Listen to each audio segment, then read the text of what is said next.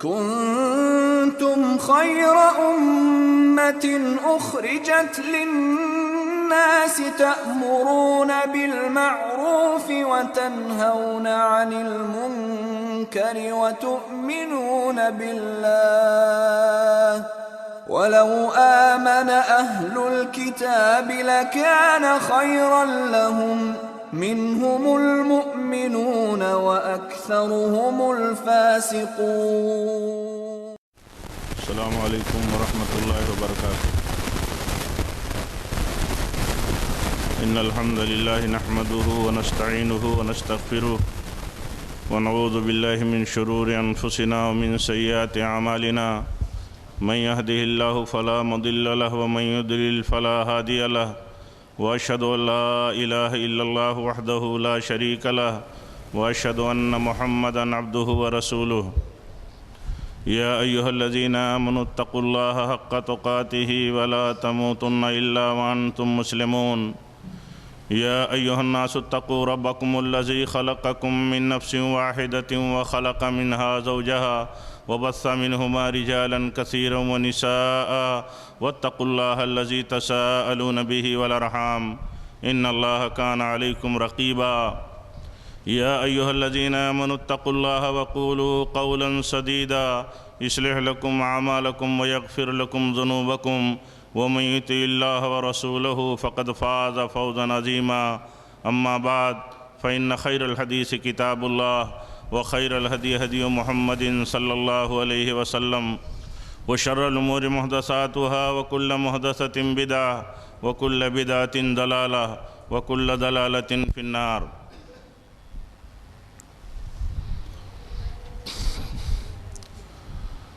تم شوق سے کالج میں پڑھو پارک میں پھولو.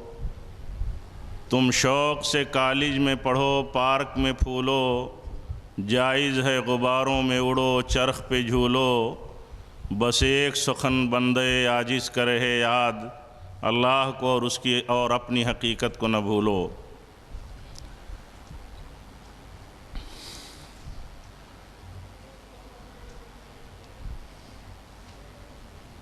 حضرت مولانا عبدالواحد انور یوسفی صاحب حفظہ اللہ، فاضل گرامی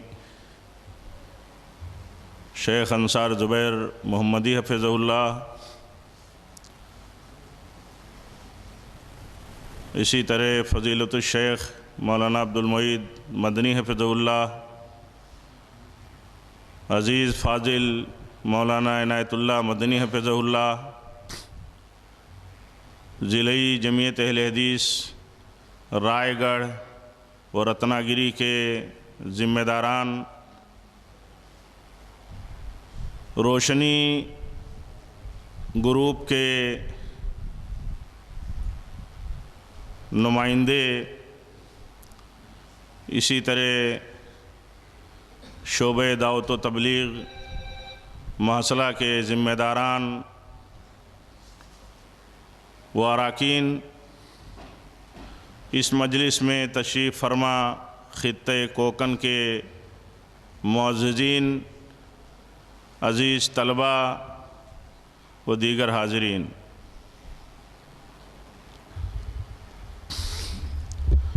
آج کا یہ پروگرام جو سمر تربیتی کیمپ کا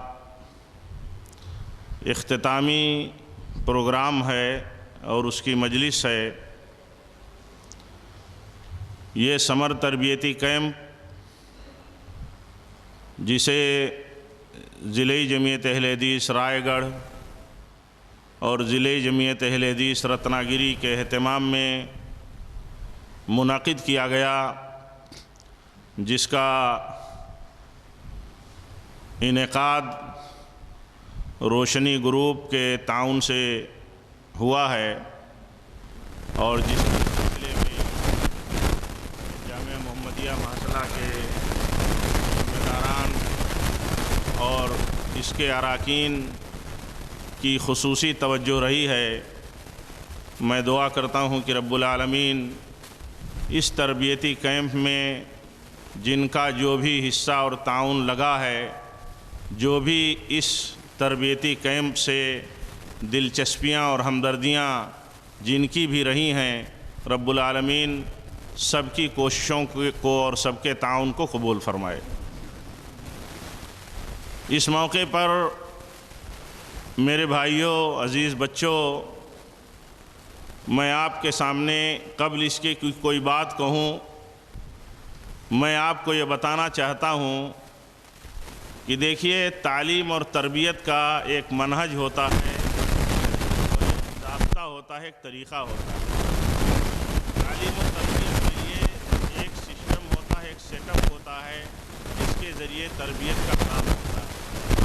میں روشنی گروپ کے ذمہ داروں کو اور اس کے اعضاء و اراکین کو اس اعتبار سے مبارکباد دیتا ہوں، میں رسمی بات کہنے کا اللہ کے فضل سے قائل نہیں ہوں، اس اعتبار سے مبارکباد دیتا ہوں کہ انہوں نے قوم کے بچوں کے لیے، خاص طور پر آپ کے لیے جو آپ نے شرکت کی اور استفادہ کیا 10 روزہ اس تربیتی کیمپ سے، میں انہیں اس بات پر مبارکباد دیتا ہوں کہ انہوں نے ایک نظم اور سسٹم کا انتخاب کیا اور اس بات کو ترجیح دی کہ اس نظم اور سسٹم کے ذریعے تربیتی پروگرام چلایا جائے، جن کا عقیدہ کھرا ہے، جن کی کوششیں عقیدے اور دعوت کی راہ میں کھڑی ہیں، جن کا تربیتی منہج کھرا ہے، اس لیے اس پر وہ مبارکباد کے مستحق ہیں۔ اس لیے کہ یہ مسئلہ بہت بنیادی ہے، بہت وصولی ہے کہ جو لوگ بھی تعاون کرتے ہیں اور جو لوگ بھی کام کرتے ہیں، ان کے کام کا اور تعاون کا بنیادی نقطہ نظر یہ ہونا چاہیے کہ کام اور تعاون ان ہاتھوں پر کیا جائے، ان ہاتھوں سے کام لیا جائے جن ہاتھوں سے منہج اور جن ہاتھوں سے عقیدہ اور جن ہاتھوں سے تربیت کا صحیح اور کھرا کام ہوتا ہو۔ اس لیے میں انہیں مبارکباد دیتا ہوں کہ انہوں نے اس بات کو سمجھا اور پورے طور پر، جبکہ آج آپ جانتے ہیں کہ دنیا میں ہم کسی خطے میں بیٹھ کر کے کام کرتے ہوں، کسی حلقے میں بیٹھ کر کے کام کرتے ہوں، کسی یونٹ میں ہم کام کرتے ہوں، لیکن وہاں کا کام اور وہاں کی ایکٹیویٹیز جو ہے پوری دنیا دیکھ رہی ہے اور دیکھتی ہے۔ آج آپ کا بھی یہ پروگرام الحمدللہ پوری دنیا دیکھ رہی ہے اور بہت سارا وہ حلقہ اور ہمارا نیٹ ورک دیکھے گا جن کو اس پروگرام سے کوئی بھی نسبت اور کوئی بھی رغبت ہے۔ تو یہ ہمارے لیے چھوٹی بات نہیں ہے، بڑی بات ہے، اور میں اس لیے یہ بات کہتا ہوں کہ دیکھیے، اہل حدیث پلیٹ فارم سے، اہل حدیث تنظیم کے واسطے سے آپ کو کہیں کوئی تردد اس مسئلے میں نہیں پیدا ہوگا۔ جو لوگ وابستہ ہیں اور جو وابستہ نہیں ہیں لیکن اس منہج اور عقیدے کو اور اہل حدیث کے نظریے کو اور ان کے کنسپٹ کو جو جانتے ہیں، انہیں بھی کوئی تعجب نہیں ہوگا، اس لیے کہ وہ یہ جانتے ہیں کہ اس پلیٹ فارم سے جو کام ہوتا ہے، جو کوششیں ہوتی ہیں، عقیدے کی تربیت سے لے کر کے عام زندگی کے مسائل اور آداب و اخلاقیات سے متعلق، وہ ساری کی ساری چیزیں قرآن و حدیث کی روشنی میں ہوتی ہیں، کھرے بنیادوں پر ہوتی ہیں، صحابہ کرام اور سلف کے طریقوں پر ہوتی ہیں۔ اس لیے اس بات کو جاننے کے بعد اس بات کو ترجیح دینا میرے بھائیوں، یہ اقدام ہے۔ اس کو آگے بڑھ کر کے قبول کرنا اور ترجیح دینا، یہ ایک قابل مبارکباد چیز ہے، اور میں یہ کہوں گا یہ شرف کی چیز ہے۔ آپ جانتے ہیں، آپ کو اگر اس بات کا علم ہو اور نہ ہو تو آپ جان لیجئے کہ آپ دنیا میں لوگ اپنی نسبت کہیں بھی کر لیں گے، انہیں گوارا ہو جائے گا۔ اپنی نسبت کہیں بھی جوڑ لیں گے لوگ، کہیں سے بھی اپنے آپ کو وہ وابستہ کر لیں گے، ان کو گوارا ہو جائے گا۔ لیکن آپ دیکھ لیں، لوگ جو کسی بھی مسئلے میں انحراف پر ہیں، غلطیوں پر ہیں، دین کے سلسلے میں خالص نہیں ہیں، خالص منہج اور سیکٹ سے وابستہ نہیں ہیں، وہ اپنے آپ کو یہ نہیں کہہ سکتے کہ ہم سلف کے طریقے پر ہیں۔ وہ نہیں کہیں گے کھل کر کے کہ ہمارا عقیدہ وہی ہے جو صحابہ کا تھا، اس لیے کہ ان سے جب پوچھا جائے گا کہ آپ کا جو عقیدہ چل رہا ہے صحابہ کا تو نہیں تھا، تو ظاہر سی بات ہے کہ ان کے لیے کوئی راستہ نہیں ہوگا، اس لیے کھل کر کے اس بات کو قبول نہیں کرتے۔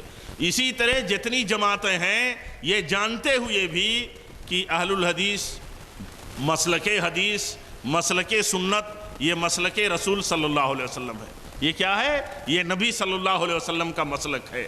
اس مسلک کے حاملین نبی صلی اللہ علیہ وسلم کے مسلک اور طریقے پر چلنے والے ہیں۔ اس لیے آپ دیکھیں گے کہ کوئی بھی جماعت اور کوئی بھی سیکٹ جو ہے اپنے آپ کو اہل الحدیث نہیں کہہ سکتا۔ آپ جس خطے میں بستے ہیں یہ شافعی اپنے مسلک کے حاملین کا یہ اکثریتی خطہ ہے، پورا یہ ساؤتھ کا۔ آپ جانتے ہیں امام شافعی رحمۃ اللہ علیہ نے، آپ خود پتہ لگائیے، پڑھیے، آپ طلبہ ہیں، آپ پڑھے لکھے لوگ ہیں، پڑھے لکھے بیلٹ سے آپ کا تعلق ہے، آپ کو تردد ہوتا ہے، آپ سوچتے ہو کہ اہل حدیث اپنے آپ کو کہیں نہ کہیں۔ میں کہتا ہوں چھوڑیے، جس نسبت کے ساتھ آپ جڑے ہوئے ہیں اس نسبت سے اپنے آپ کو اور جوڑیے، اور دیکھیے امام شافعی رحمۃ اللہ علیہ اہل الحدیث کے سلسلے میں کیا رائے رکھتے تھے۔ میرے بھائیو، آپ کو خود اس حقیقت کا پتہ چلے جائے گا۔ علم کی کمی، اہل علم سے وابستگی کی کمی، براہ راست ائمہ حدیث اور ائمہ فقہ کے سے استفادوں کی کمی کے یہ مسائل ہیں۔ آپ جانتے ہیں امام شافعی رحمۃ اللہ علیہ فرماتے ہیں اپنے زمانے کے اہل حدیث ایسے ہی ہیں جیسے صحابہ اپنے زمانے کے تھے۔ اتنی بڑی بات امام شافعی رحمۃ اللہ علیہ نے کن کے بارے میں کہی؟ اہل الحدیث۔ آج آدمی شافعی ہو کر کے آپ بتائیے کہ اہل الحدیث کہنا گوارا کرتا ہے؟ نہیں کرتا ہے۔ کیوں نہیں کرتا ہے؟ حقیقت میں یہ نسبتیں ہماری، یہ ہمارا جوڑ جو ہے، یہ ہماری وابستگی جو ہے، اس کے اندر اتنی عصبیت اور تعصب آ گیا ہے، دل و دماغ میں یہ چیز ایسے بس گئی ہے، اور اس کی حیثیت ہوا پرستی کی ہو گئی۔ آدمی من چاہی زندگی گزارنے لگا مسلکی زندگی میں، اور جب ہوا داخل ہو جاتی ہے تو جانتے ہیں اس کی کیفیت کیا ہوتی ہے۔ اللہ کے نبی صلی اللہ علیہ وسلم نے بیان فرمایا کہ جب خواہشات کی زندگی کسی بھی مسئلے میں آدمی اپناتا ہے تو وہ خواہش اس مسئلے میں اس کے جسم اور جسم کے ریگے رگ رگ اور ریشے ریشے میں ایسے داخل ہو جاتی ہے جیسے کسی کو کتے نے کاٹ لیا ہو اور اس کا زہر پورے جسم کے ہر ریشے میں داخل ہو گیا ہو، ہر حصے میں پہنچ گیا ہو۔ یہ صورتحال ہوتی ہے۔ آپ دیکھیے، ایک آدمی اہل حدیث ہے، وہ کہے گا کہ امام شافعی رحمۃ اللہ علیہ کے عقیدے اور مسلک پر میں ہوں الحمدللہ، اس لیے کہ ان کا مسلک اور عقیدہ کتاب و سنت کا تھا۔ وہ بباغ دہل کہتے تھے، اور کہتے تھے وہ کہ اجماع ہے سارے اہل علم کا اور سارے اہل ایمان کا اس بات پر کہ نبی صلی اللہ علیہ وسلم سے جب کوئی بات مل جائے تو اس میں کسی کو اختلاف کرنے کا کوئی حق نہیں ہے۔ سارے علماء، سارے اماموں کا وہ کہتے ہیں اجماع ہے۔ کیوں؟ اس لیے کہ یہی صحیح طریقہ ہے کہ اللہ اور اس کے رسول کی بات مل جائے، کوئی سنت مل جائے تو سنت کے سامنے ہم یہ نہیں کہہ سکتے کہ ہمارا یہ طریقہ ہے، ہمارے علماء ایسا کرتے ہیں، ہمارے ہاں رواج ایسا ہے، ہم شافعی ہیں، شافعی مساجد میں، شافعی طریقے میں، شافعی نماز کے طریقے میں ایسا چلا آ رہا ہے۔ دیکھیں امام شافعی رحمۃ اللہ علیہ کیا کہتے ہیں؟ اجماع ہے سارے علماء کا، اتفاق ہے ساری امت کا، کس بات پر؟ کہ نبی صلی اللہ علیہ وسلم سے جب کوئی بات مل جائے تو اس کے بعد کسی کی بات قبول نہیں کی جائے گی۔ دیکھیے وہی طریقہ ہے میرے بھائیو، اور وہی کہتے ہیں کہ اہل الحدیث اپنے زمانے میں ایسے ہی ہیں جیسے صحابہ، یعنی صحابہ اپنے عقیدے میں، اپنے عمل میں، اپنی عبادات میں، اپنے دین سے وابستگی میں سب سے بہتر لوگ تھے۔ ایسے ہی وہ کہتے ہیں اہل الحدیث ہر زمانے میں اپنے دور کے سارے لوگوں میں سب سے بہتر ہوں گے۔ آپ اس بات کا جائزہ لینا چاہو ایمانداری سے اور انصاف سے اتر کر کے میدان میں، تو آپ کو جائزہ اور آپ کو ججمنٹ یہی ملے گا کہ واقعی ہر مسئلے میں، عقیدے کے مسئلے میں اہل الحدیث کا وہی عقیدہ ہے جو صحابہ کا تھا۔ کبھی اہل الحدیث یہ نہیں کہتا، ابھی ہمارے بھائی سمجھا رہے تھے کہ لوگ یہ کہتے ہیں کیوں بحث کرتے ہو کہ اللہ عرش پر ہے کہ فرش پر ہے؟ ہم بحث اس لیے کرتے ہیں کہ اللہ کے نبی صلی اللہ علیہ وسلم ایسی بحث فرماتے تھے، ایسی تحقیق کرتے تھے، اس طرح کا عقیدہ سکھاتے تھے۔ آپ پوچھتے تھے بتاؤ اللہ کہاں ہے؟ آپ نے پوچھا بتاؤ اللہ کہاں ہے، تو جواب دیا گیا کہ اللہ آسمان میں ہے، اللہ عرش پر ہے۔ اور اگر آدمی یہ کہتا ہو کہ اس بحث میں کیوں پڑھتے ہو تو اس کی دلیل وہ جانے کہ اس کے پاس کیا ہے۔ لیکن اگر ہم یہ کہتے ہیں کہ عزیز بچوں تمہیں معلوم ہونا چاہیے اللہ عرش پر ہے، تم سے سوال کیا جائے کہ اللہ کہاں ہے تو کہو اللہ عرش پر ہے، عرش آسمان میں ہے، تو میرے بھائیوں یہ بات ہم کیوں کہتے ہیں؟ ہم نے یہ بات کیوں کہی؟ ہمارے پیارے نبی صلی اللہ علیہ وسلم نے سوال کیا اپنی ایک صحابیہ سے، تو انہوں نے کہا کہ اللہ عرش پر ہے، اور آپ نے پوچھا میرے بارے میں تم کیا کہتی ہو؟ تو انہوں نے کہا کہ آپ اللہ کے رسول ہیں، آپ اللہ کے نبی ہیں۔ تو اور اگر مولوی یہ کہتا ہو کہ یہ بحث کیوں کرتے ہو کہ اللہ کہاں ہے، عرش پر ہے کہ فرش پر ہے، تو اس بحث کی وہ دلیل جانے اور اس گفتگو کی وہ دلیل جانے، ہم نہیں جانتے۔ تو میں عرض یہ کر رہا تھا کہ دیکھیے اہل الحدیث کے بارے میں غلط فہمیاں لوگ پھیلاتے ہیں، ان کو بدنام کیا جاتا ہے، گالیاں دی جاتی ہیں، تو یہ تعجب کی بات نہیں ہے۔ تعجب کی بات اس لیے نہیں ہے کہ گالیاں دینا، بدنام کرنا، برا بھلا کہنا، فتنہ پرداز کہنا، یہ نبیوں کے سلسلے میں بھی قوم نے کیا، بگڑے ہوئے لوگوں نے کیا۔ اگر صحیح عقیدے اور راستے پر ہوتے ہوئے کسی جماعت کو بدنام کیا جاتا ہو تو آپ کو یہ سمجھنے کی ضرورت ہے کہ یہ بدنامی جو ہے یہ نفس پرستی کی بنیاد پر ہے۔ ہم اگر یہ کہتے ہیں کہ بھئی ہم امام شافعی رحمۃ اللہ علیہ کی تقلید نہیں کرتے، کیوں؟ انہوں نے خود منع کیا ہے، سارے اماموں نے منع کیا ہے، سب نے حرام کہا ہے، چاروں اماموں کا اجماع ہے اس بات پر، اور ساری امت کا اجماع ہے کہ کسی ایک شخصیت کی تقلید کرنا تمام مسائل میں، اور وہ بھی سنتیں دلیلیں چھوڑ کر کے، یہ حرام ہے، یہ بدعت ہے۔ تو ہم وہی بات کہتے ہیں، اس ناطے کہ ہم کسی امام خاص کی، کسی امام متعین کی تقلید نہیں کرتے تو ہم گمراہ ہو گئے۔ ہم کہتے ہیں یہی مسلک صحابہ کا تھا۔ صحابہ میں حضرت ابوبکر موجود تھے عزیزو، صحابہ میں حضرت عمر فاروق موجود تھے، حضرت عثمان، حضرت علی رضی اللہ عنہم موجود تھے۔ ان کی وفات کے بعد بھی صحابہ 50 80 100 سال تک موجود تھے۔ آپ بتائیے آخر یعنی 100 سال تک کی عمر نبی صلی اللہ علیہ وسلم کی وفات کے بعد صحابہ کو ملی ہے، لیکن صحابہ نے کسی ابو بکر رضی اللہ تعالیٰ عنہ، کسی ابو عمر رضی اللہ تعالیٰ عنہ کی طرف نسبت کر کے صدیقی نہیں کہا، فاروقی نہیں کہا۔ تو جو صحابہ تھے انہوں نے کسی اپنے بڑے صحابی رسول کی تقلید نہیں کی، نہ ان کی نام پر، نہ ان کے نام پر کوئی جماعت بنائی۔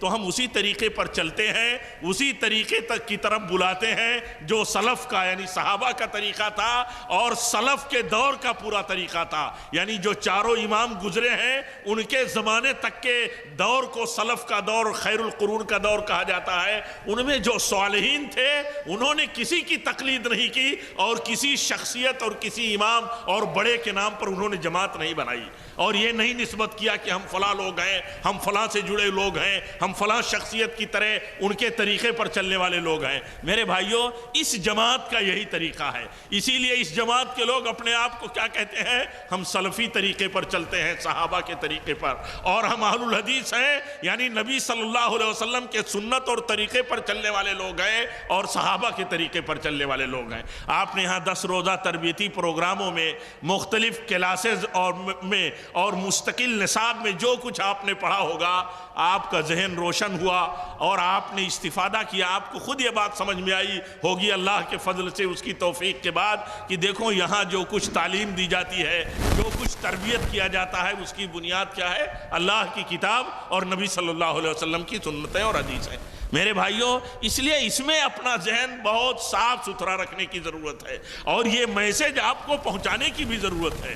کیوں؟ ایک اسٹوڈنٹ جو 15 سے 20 سال کی عمر کا ہوتا ہے، نوجوان ہوتا ہے، اس کا ذہن شارپ ہوتا ہے، وہ بات سمجھنے کے اندر بہت تیز ہوتا ہے، زود فہمی ان کے اندر ہوتی ہے، صلاحیت اور کوالٹی ہوتی ہے۔ وہ سمجھ سکتا ہے کہ اس بات کو کتنی اچھی طرح سے کہ کیا نبی صلی اللہ علیہ وسلم نے اپنی امت کو اس بات کی اجازت دی تھی کہ میرے امتیوں کے نام پر مسلک اور سیکٹ بنایا جائے اور اس کے بعد ان سے جوڑا جائے، اور جو ان سے جڑے نہ، یعنی اپنے امام سے جو جڑا نہ ہو، اس کے بعد دوسرے اماموں سے جو جڑا ہوا ہو ان کی مخالفت کی جائے، ان کو فتنہ پرداز کہا جائے اور ان کے خلاف مختلف باتیں کی جائیں۔ آج دیکھ رہے ہیں آپ جو صورتحال ہے، صورتحال یہی ہے میرے بھائیوں۔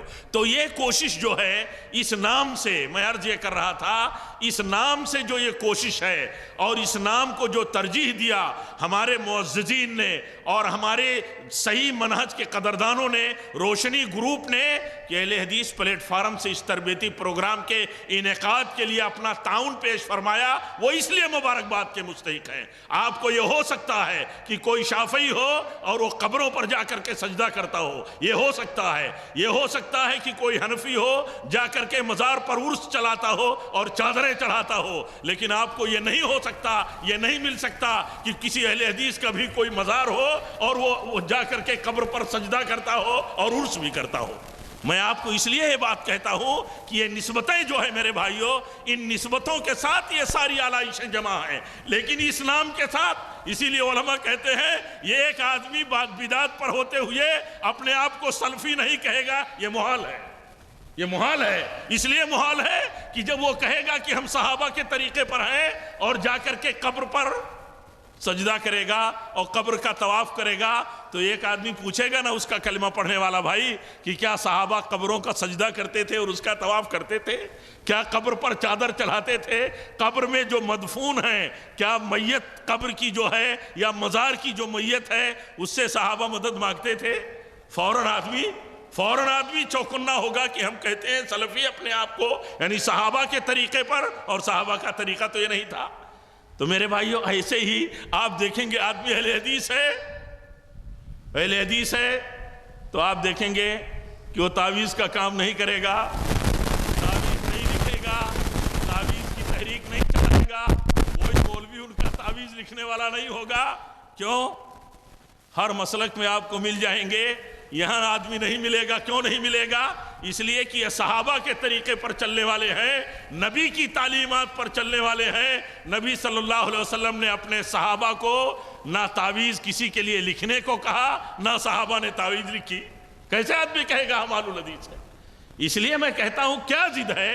ایک آدمی امت کے ایک امام کی طرف نسبت کرتا ہے، ہم ان اماموں کی عظمتوں کے قائل ہیں، ان کے قدرداں ہیں، پوری جماعت اہل حدیث کا پورا سلسلہ ان کا قدرداں ہے۔ اور کیوں نہیں قدردانی کرے گا؟ اس لیے کہ وہ حدیث اور فقہ میں امت کے امام تھے۔ تو میرے بھائیوں، لیکن ایک آدمی وہ نسبت کرتے ہوئے سارے خرافات کر لے گا۔ آدمی حنفی ہوگا، تعویذوں کا کام کرے گا، شافعی ہوگا، یہ ساری غلطیاں کرے گا، لیکن آپ دیکھیں گے ایک آدمی اہل الحدیث ہوگا، آپ کہو گے تعویذ لکھ دو، وہ کہے گا نہیں، تعویذ نہیں لکھ سکتے، اس لیے کہ تعویذ سے اللہ کے نبی صلی اللہ علیہ وسلم نے منع کیا ہے۔ تعویذ صحابہ نہیں لکھتے تھے، ایک دوسرے کی بیماریوں میں اور مختلف قسم کے اثرات میں ان کا طریقہ وہی تھا جو نبی صلی اللہ علیہ وسلم نے سکھایا تھا۔ تو میرے بھائیوں، اس لیے اس نام سے وحشت کے بجائے اس نام سے محبت ہونی چاہیے، اس نام سے آدمی کو پیار ہونا چاہیے۔ کیوں؟ اس لیے کہ یہ نام جو ہے، حدیث کس کو کہتے ہیں؟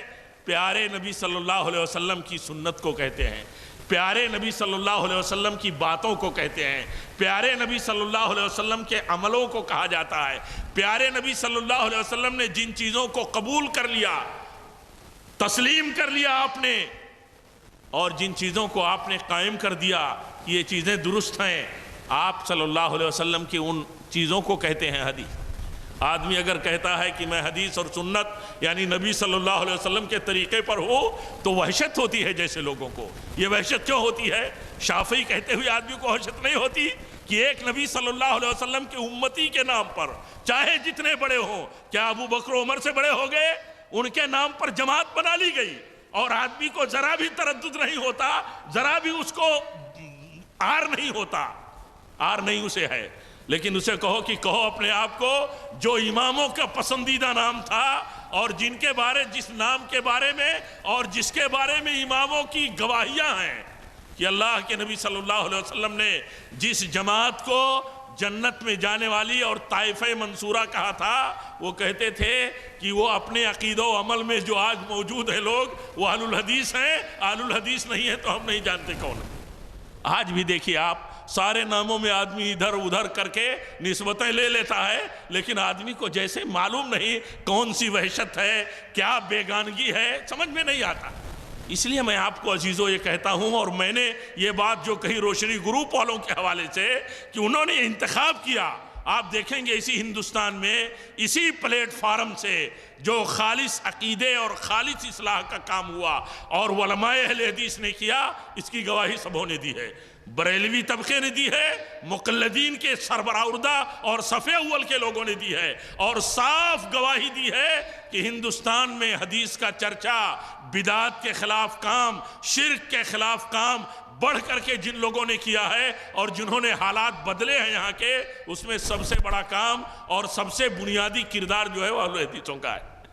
آپ دیکھیے، آپ عزیز ہیں، طالب علم ہیں، میں نے یہ بات اس لیے کہی کہ آپ کی طرف سے بھی شکریہ کے مستحق ہیں روشنی گروپ کے لوگ اور ضلعی جمعیات کے یہ دونوں سمجھ لیجئے ضلعی ہماری یونٹیں اور یہ ادارہ جو ہمارا جامعہ محمدیہ ہے اس کے ذمہ داران اور اس سے جتنے لوگ منتسبین ہیں، یہ سارے لوگ کیوں کہ ہمیں انہوں نے موقع دیا کتاب و سنت، صحابہ کے منہج، اہل حدیث طریقے کے مطابق تربیت حاصل کرنے کے لیے۔ اس لیے میرے بھائیوں، اس لیے میں یہ بات اتنی کہہ رہا ہوں کہ انہوں نے جو یہ سوچا اور فیصلہ کیا، ابھی امتیاز صابلے صاحب نے جو صراحت کی ہے، جس اعتبار سے اور جس انداز سے، میں اس کی بھی قدردانی کرتا ہوں کہ گویا کہ انہوں نے بصیرت کے ساتھ ایک رائے بنا کر کے، ایک اسٹینڈ لے کر کے، ایک موقف بنا کر کے یہ طے کیا ہے کہ جمعیت اہل حدیث کے پلیٹ فارم سے ہم کام کریں گے۔ کیوں؟ انہیں ظاہر سی بات ہے کہ عام لوگوں نے نہیں، انہیں خاص لوگوں کی طرف سے یہ رہنمائی ملی ہوگی، یہ گائیڈ لائن ملی ہوگی کہ آپ کو ہندوستان میں اگر دعوت و تبلیغ اور تربیتوں کا کام بچوں سے لے کر کے کسی سطح پر کرنا ہے اور خالص اصلاح کا کام آپ کو کرنا ہے، تو خالص اصلاحی تنظیم جو ہر طرح کے عقیدے اور ہر طرح کے عمل میں ہر طرح سے خالص ہے، میرے بھائیوں انہیں بتایا ہوگا اہل علم نے کہ وہ اہل الحدیث ہے۔ اس لیے اب آپ کو یہ جاننے کی ضرورت ہے، یہ سمجھنے کی ضرورت ہے کہ بھائی اہل الحدیث کو کیوں بدنام کیا جاتا ہے، کیوں بدنام کیا جاتا ہے؟ تو آپ پوچھو ان سے کہ اہل حدیثوں کا عقیدہ کون صحابہ کے خلاف ہے؟ اہل حدیثوں کا کون سا عقیدہ ہے جو نبی کی سنت کے خلاف ہے، نبی صلی اللہ علیہ وسلم کی تربیت یافتہ جماعت کے خلاف ہے؟ آپ پوچھو ان سے۔ تو یہ ہمارا اس لیے ہمارا شکرانہ، ہم پر ان کا شکرانہ ہے اللہ کے شکر گزاری کے بعد کہ انہوں نے ہمارے لیے ایک پلیٹ فارم کا انتخاب کیا، اور اس پلیٹ فارم کا نظریہ یہ ہے میرے بھائیوں۔ اسی طرح دیکھو میرے عزیزوں، میں آپ کو اس موقع پر یہ بھی بتانا چاہتا ہوں، اور اپنے بہت سارے ذمہ داران ہیں ماسلہ کے اور علاقے اپنے کوکن کے، میں ایک بات یہ بتانا چاہتا ہوں کہ آخر جب سارے کے سارے لوگ کسی نہ کسی نسبت سے پہچانے جاتے ہیں، سارے لوگ اللہ کے بندے، اگر ہماری کوئی نسبت ہے، وہ نسبت پیارے نبی صلی اللہ علیہ وسلم کے مسلک اور طریقے اور آپ کے عمل اور آپ کے نمونے سے جڑی ہوئی ہے، آپ انصاف سے اپنے گریبان میں سر ڈال کر کے دیکھو کہ اس نسبت پر آپ کو بیر کیا ہے، کیا بیر ہے؟ روحا کی جماعت اس اعتبار سے مبارکباد کی مستحق ہے، انہوں نے اس نام کو بڑی صراحت کے ساتھ استعمال کیا، اور الحمدللہ آج جتنا علم اور جتنی بصیرت پھیل رہی ہے لوگ اس کو قبول کر رہے ہیں۔ آج الحمدللہ لوگوں کی ہمتیں ٹوٹ رہی ہیں یہ کہتے ہوئے کہ اہل حدیث اور اس نام کی مخالفت کی جائے۔ آدمی تو معلوم نہیں ضد میں کیا کہتا رہتا ہے، کیا بکتا رہتا ہے، لکھتا رہتا ہے، اس کی کوئی بات نہیں ہے، لیکن ٹوٹتی ہے، ٹوٹ رہی ہے ہمتیں، نظر رکھنے والے نظر رکھتے ہیں، سمجھتے ہیں۔ تو میرے بھائیوں، ہر آدمی دیکھے، ہمارے بھائی ہیں بہت سے، ہمارے ذمہ دار ہیں بعض روحا کے جو تعاون کرتے ہیں، میں سب سے کہتا ہوں غور تو کرو، اگر آپ اپنی نسبت امام شافعی رحمۃ اللہ علیہ کی طرف کرتے ہیں اور آپ کو کوئی تردد نہیں ہے، اور ہم اپنی نسبت پیارے نبی صلی اللہ علیہ وسلم کے طریقے کی طرف کرتے ہیں، وہی طریقہ وہ مسلک اللہ نے اتارا ہے، تو آخر اس نام سے دل کے اندر قبض کیوں پیدا ہوتا ہے، یا اس سے آدمی کی زبان کیوں رکتی ہے، کیوں نہیں استعمال کرتا ہے اور یہ صراحت سے کہے جیسے یہ ائمہ کہتے تھے؟ آپ کو بتایا، اور آپ کو زیادہ مطلب میں اور حوالوں میں نہیں لے جانا چاہتا، موٹی بات عزیزوں میں آپ سے بتاتا ہوں کہ پوچھو، اپنے لوگوں سے پوچھو جب اس مسلک کی اور اس طریقے کی مخالفت ہوتی ہے، ان سے پوچھو کہ اہل الحدیث کا کون سا عقیدہ ہے، کون سا طریقہ ہے جو نبی کے طریقے کے خلاف ہو، نبی کے صحابہ کے طریقے، وہ فوراً آپ سے کہیں گے اماموں کی تقلید نہیں کرتے۔ تو ان سے پوچھئے کہ اماموں کی تقلید کا حکم، یہ چاروں اماموں کی جو امت کی اکثریت تقلید کرتی ہے، ان کے تقلید کا حکم قرآن و حدیث میں کہاں ہے؟ اور کیا ان اماموں سے پہلے جو 200-300 سال تک امت کا عمل اور طریقہ رہا ہے، وہ کن کی تقلید کرتے تھے؟ یہ امام کن کی تقلید کرتے تھے؟ آپ کو یہی چیز ملے گی، اور اس سے روکا جاتا ہے۔ کیوں روکا جاتا ہے؟ ان اماموں نے خود روکا ہے کہ ہماری تقلید نہیں کرنا، یعنی ہمارے نام پر مسلک نہیں چلانا۔ آپ بتاؤ، یہ افسوس کی بات نہیں ہے امت کے لیے کہ اماموں کے نام پر مسلک چلایا جاتا ہو اور نبی صلی اللہ علیہ وسلم کے مسلک کا تذکرہ نہ ہو؟ اہل حدیث کا مطلب مسلک رسول پر چلنے والے لوگ، شافعی کا مطلب امام شافعی رحمۃ اللہ علیہ کے طریقے پر چلنے والے لوگ۔ آپ خود فیصلہ کر لو، لوگ خود فیصلہ کرنے والے، سننے والے خود فیصلہ کر لیں، جو یہ بات سنتے ہیں کہ نبی کے طریقے پر اور اس نسبت پر جڑے ہوئے لوگ، اور یہ نسبت درست ہے یا نبی صلی اللہ علیہ وسلم کی امتیوں کی طرف نسبت درست ہے۔ اس لیے ایسی بہکاوے میں، ایسی باتوں میں نہیں آنا چاہیے۔ اور میرے بھائیوں دیکھو، ایک بات اور سمجھ لو، وہ بات یہ ہے کہ اللہ تعالیٰ نے انسانوں کی ہدایت کے لیے قرآن پاک نازل فرمایا۔ کیا نازل فرمایا؟ قرآن پاک۔ اللہ تعالیٰ نے قرآن نازل فرمایا۔ آپ یہ دیکھو کہ اللہ تعالیٰ نے قرآن نازل فرمایا تو کیا قرآن کے صرف الفاظ نازل فرمائے ہیں؟ یعنی جو ہم پڑھتے ہیں قرآن کی، جس کو ہم کہتے ہیں ہم تلاوت کرتے ہیں، یا ایک حافظ اور قاری جب اسے پڑھتا ہے، قرأت کرتا ہے، تو آپ یہ سوچو، تھوڑا سا غور کرو کہ اللہ تعالیٰ نے خالی قرآن کے الفاظ نازل فرمائے ہیں کہ قرآن کا معنی بھی اللہ نے نازل فرمایا ہے؟ آپ یہ سوچو کہ اللہ تعالیٰ نے جو قرآن نازل فرمایا ہے، کیا قرآن کے صرف الفاظ اللہ نے نازل فرمائے ہیں کہ قرآن کا معنی بھی اللہ تعالیٰ نے نازل فرمایا ہے؟ اب اگر قرآن کا معنی آپ کہو گے کہ ایسا کیسے ہو سکتا ہے کہ اللہ تعالیٰ نے قرآن نازل فرمایا ہو، اس کے الفاظ اور اس کے حروف اور اس کا تلفظ ہم کرتے ہیں، سنٹینسنگ ہم کرتے ہیں، قرآن کو پڑھتے ہیں، تو آپ یہ بتاؤ کہ اس کا معنی کون بتائے گا؟ اللہ تعالیٰ کے کلام کا معنی کون بتائے گا؟ کسی کو طے کر سکتے ہیں کہ فلاں آدمی بتائے اللہ تعالیٰ کے قرآن کا معنی؟ یا یہ درست ہے کہ جس کا قرآن ہے الفاظ کے ساتھ اسی نے معنی بھی اتارا ہے؟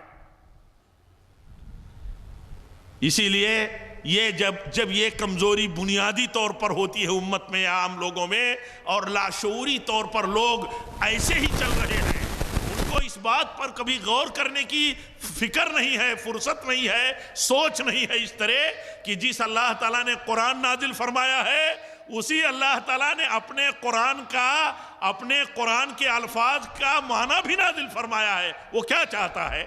مان لیجئے نماز، اللہ تعالیٰ قرآن میں کہتا ہے نماز پڑھو، تو نماز کس معنی میں پڑھی جائے، کس شکل میں پڑھی جائے، کس صورت میں پڑھی جائے، کس طریقے پر پڑھی جائے، کن ارکان اور شروط پر پڑھی جائے، اس کی شکل کیا ہو؟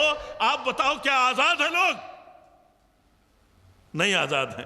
اسی لیے آپ خود غور کریں گے تو سمجھ میں آئے گا کہ جس اللہ تعالیٰ نے قرآن اتارا اور قرآن میں حکم اتارا، اس حکم پر عمل کرنے کی شکل کیا ہوگی، اللہ تعالیٰ نے وہ بھی اتارا۔ اسی لیے اللہ کے نبی کیا فرماتے ہیں؟ کہتے ہیں نماز ایسی ہی پڑھو جیسے میں پڑھتا ہوں۔ کیوں کہا؟ اس لیے کہ اللہ تعالیٰ نے نماز کا حکم دیا آپ کو، اور آپ پر پہلے قرآن اترا، آپ کے واسطے سے امت کو قرآن ملا، یہ قرآن تو اللہ تعالیٰ نے نماز کا حکم دیا، تو نماز کا طریقہ بھی اپنے نبی کو سکھایا۔ حضرت جبریل آ کر کے اللہ کے نبی کو نماز کا طریقہ سکھاتے تھے۔ اللہ کے نبی اپنے صحابہ کو منبر پر کھڑے ہو کر کے نماز کا طریقہ سکھاتے تھے۔ آج دیکھیے امت کے بٹوارے کا نقصان کیا ہوا؟ امت کے بٹوارے کا نقصان یہ ہوا کہ آدمی نماز کیسے پڑھے گا؟ تو کہے گا میں حنفی ہوں اس لیے حنفی طریقے پر پڑھوں گا، اس لیے حنفی مصلی حنفی مسجد الگ ہونی چاہیے. شافعی ہوگا تو کہے گا میں شافعی طریقے پر پڑھوں گا. اس لیے اگر ایک شہر میں حنفی اور شافعی دونوں آباد ہیں تو دونوں کی نمازیں پڑھنے کے لیے دونوں کی مسجدیں الگ ہونی چاہیے. کیوں؟ اس لیے کہ اس کو اس طریقے کے مطابق نماز پڑھنی ہے جو طریقہ ان کے امام کے سلسلے سے انہیں ملا. کتنی بڑی مشکل ہو گئی. اور یہ کنسپٹ کی کمزوری ہے, یہ نظریے کی کمزوری ہے. نظریہ کیا ہے میرے بھائیوں؟ نظریہ یہ ہے کہ اللہ تعالیٰ نے قرآن اتارا, قرآن میں جتنے حکم بھیجے اللہ تعالیٰ نے اتنے حکم کی مراد اور اس کا معنی بھی اتارا, اس کی شکل بھی اتاری اللہ تعالیٰ نے. یہ ذہن میں میرے بھائیوں ہمارے آپ کے کلیئر ہونا چاہیے. جب یہ ذہن میں ہمارے کلیئر ہوگا تو یہ نسبتیں سیکٹ کی اور شخصیتوں کی اور ان کے نام پر چلنے والے طریقے کی یہ خود بخود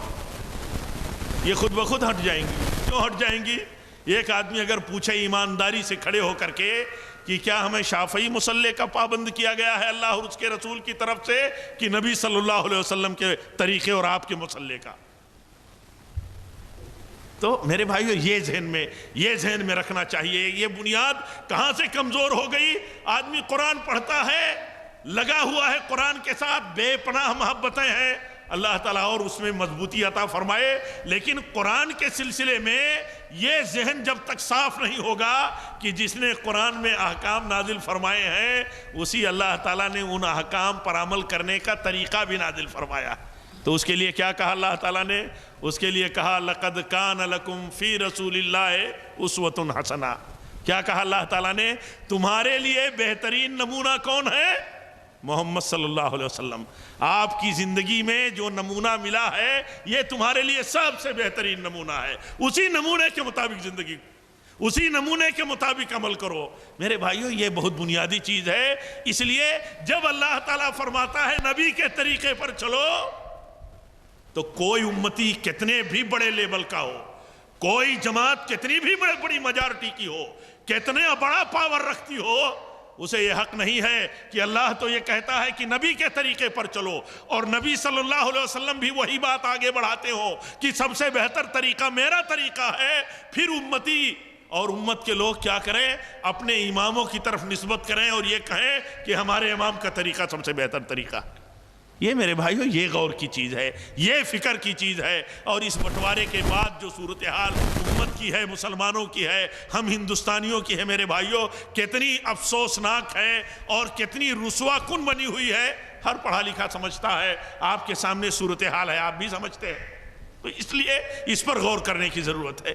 اسی طرح دیکھیے اس تربیتی کیمپ کا میرے بھائیو آپ عزیزوں نے بھی مقصد بتایا کہ یہاں تعلیم حاصل کرنا ہے اور تعلیم کے مطابق عمل کرنا ہے. ہمارا یہی مقصد ہونا چاہیے. جو کچھ آپ نے سیکھا, سیکھنے کا سلسلہ جاری رکھیے. جتنا سیکھ لیا ہے آپ نے, آپ اس پر عمل کیجئے. میں ایک حدیث سناتا ہوں, بات اپنی ختم کرتا ہوں. اللہ کے نبی صلی اللہ علیہ وسلم کی تربیت میں ایک کم عمر عزیز صحابی تھے, حضرت عمر ابن ابی سلمہ. وہ خود بیان کرتے ہیں کہ میرا کھانے کا طریقہ یہ تھا کہ میں پورے برتن میں کھانے کے ہاتھ گھماتا تھا اور جہاں سے جو دل کہتا تھا وہ لے کے کھاتا تھا. اللہ کے نبی صلی اللہ علیہ وسلم نے مجھے نصیحت فرمائی. کیا کہتے ہیں؟ مجھے نصیحت فرمائی, یا غلام سم اللہ وکل بیمینک وکل مما یلیک. کہتے ہیں اللہ کے نبی نے مجھے نصیحت کی, بچے بسم اللہ کر کے کھاؤ, دائنے ہاتھ سے کھاؤ, اپنے کنارے سے کھاؤ. دیکھیے ایک تعلیم مل گئی, ایک تربیت مل گئی, کھانے کی ایک تربیت ہے. اللہ کے نبی نے ایک طریقہ کھانے کا بتایا کہ کھانے پر بیٹھو, بسم اللہ کرو, دائنے ہاتھ سے کھاؤ, اپنے کنارے سے کھاؤ. دیکھیے اب یہ بیان کیا کرتے ہیں عزیز بچوں, آپ کے لیے اور بڑوں کے لیے, سب کے لیے نصیحت ہے, آپ کے لیے خاص طور پر نصیحت ہے. وہ کیا کہتے ہیں عمر ابن ابی سلمہ کہ اللہ کے نبی کے کھانے کا طریقہ بتا دینے کے بعد میری زندگی بھر کا کھانے کا طریقہ یہی تھا. کیا تھا طریقہ ان کا کھانے کا؟ جیسے اللہ کے نبی نے سکھایا تھا. اور وہ کہتے ہیں کہ جیسے اللہ کے نبی نے مجھے سکھایا پوری زندگی میرے کھانے کا طریقہ یہی تھا.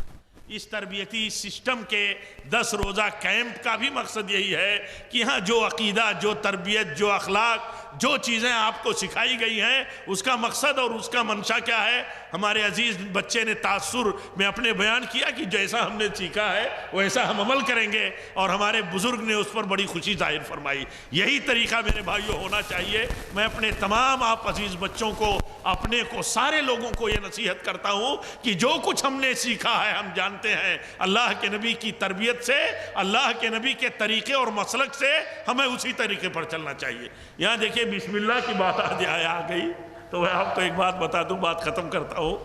آپ لوگوں کی اس توجہ اور انہماک سے میں اتنی باتیں کر گیا، ورنہ دیر تک اتنی بات کرنے کی نہ مجھے گنجائش تھی اور نہ میں چاہتا تھا۔ وہ بات یاد آ گئی، ہمارے ہاں ایک الاحسان اسکول چل رہی ہے، دعا کیجئے اللہ تعالیٰ اس کے اندر خیر پیدا فرمائے، مضبوطی آئے اور اس میں بہتر کوالٹی ہو، اسٹینڈرڈ بہتر ہو جائے، اس کی بنیادیں مزید خیر پر ہو جائیں۔ تو ہوا ایسا کہ ایک ٹیچر کا ایک ایک درخواست آئی تھی دینیات پڑھانے کے لیے۔ وہ مالیگاؤں کے کسی مدرسے سے وہ فارغ تھی، معلمہ تھی، تو وہ خط انہوں نے لکھا تھا 786 سے۔ میں آپ کی توجہ چاہتا ہوں عزیزو، 786 سے جو خط لکھا تھا، درخواست لکھی تھی کہ ہمیں معلمہ کے لیے الاحسان میں جگہ دی جائے، تو اس کو لکھا تھا 786 سے۔ اتفاق سے مجھے بلا لیا وہاں اسکول کے بعد ذمہ داروں نے کہ تھوڑا سا آپ ان کا کچھ انٹرویو کر لیں، کچھ پوچھ لیں۔ میرے سامنے جب وہ خط آیا تو میں نے پوچھا کہ آپ نے جو خط درخواست لکھی ہے، آپ نے بسم اللہ الرحمن الرحیم کے بجائے 786 سے کیوں لکھا ہے؟ تو دیکھیے میں آپ کو بتا رہا ہوں انہوں نے کیا جواب دیا۔ انہوں نے جواب یہ دیا کہ 786 بسم اللہ الرحمن الرحیم کی جگہ پر ہے، اس لیے میں نے 786۔ تو میں نے فوراً سوال کیا، دیکھیے آپ منہج پاؤ گے، آپ کہاں پاؤ گے؟ آپ وہیں پاؤ گے جو صحابہ کے طریقے پر چلنے والے ہوں گے۔ میں نے فوراً ان سے سوال کیا، اچھا آپ بتائیے معلمہ عزیزہ کہ جب آپ کو وضو کرنا ہو تو وضو کے لیے حکم ہے اللہ کے نبی کا کہ جب وضو کرو تو بسم اللہ سے کرو، تو کیا آپ 786 کہہ کر کے وضو کریں گی؟ کیوں؟ یہ تصور تو پھیلا دیا، اور آپ عالمہ ہیں، معلمہ ہیں، آگے پڑھانے کے لیے آپ درخواست دے رہی ہیں، آپ کے ذہن میں ایک کنسپٹ بیٹھا ہے کہ 786 جو ہے بسم اللہ کی جگہ پر ہے، تو جہاں جہاں بسم اللہ الرحمن الرحیم کی جگہ پر آپ چاہیں 786 لے آئیں، تو کیا آپ وضو جب کریں گی تو 786 کہہ کر کے وضو کریں گی یا بسم اللہ کریں گی؟ دیکھیے یہ ہر وہ طریقہ اور منہج جو نبی اور صحابہ کے طریقے کے خلاف ہے، ایمانداری پر آدمی رہے گا تو جواب نہیں دے سکے گا۔ میں کہتا ہوں پوری مقلدین کی جماعتیں اور علماء نہیں جواب دے سکتے۔ انصاف سے اگر وہ بات کریں گے کہ ان اماموں کی طرف نسبت کر کے ان کے نام سے مسجد بنانے کا کیا جواز ہے آپ کے پاس، کیا دلیل ہے آپ کے پاس؟ یہ علاوہ نوش جمانے کے، یہ علاوہ ادھر ادھر کی باتیں لا کر کے تھوپنے کے اور کم پڑھے لکھے عوام کو اثر ڈالنے کے، اور کوئی بات نہیں آدمی کہہ سکتا۔ کیوں؟ اللہ کے نبی نے یہ بات خود فرمائی ہے، بڑی صراحت کے ساتھ فرمائی ہے۔ تو میں آپ کو یہ بات بتا رہا تھا اس ضمن میں کہ دیکھو زندگی کے مختلف میدانوں میں آپ جائیں گے، آپ کو جو چیز تجربے میں آئے گی وہ یہ ایک رواج چل رہا ہے قرآن و حدیث کے خلاف۔ چونکہ آپ کو قرآن و حدیث کا براہ راست علم نہیں دیا جاتا، عام طور پر امت کو علم نہیں دیا جاتا، مسلکوں کا علم دیا جاتا ہے۔ تو مسلکوں کا علم ہے تو آدمی سمجھتا ہے یہی قرآن و حدیث، یہی قرآن و حدیث۔